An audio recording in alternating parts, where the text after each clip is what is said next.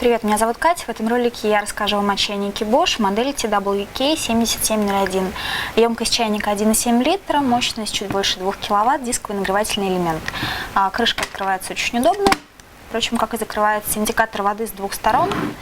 В особенностью этого чайника является то, что у него двойные стенки, то есть будет довольно сложно обжечься, даже если в нем кипяток. Отдельная подставка. Чайник удобно на ней вращается во все стороны. Спасибо.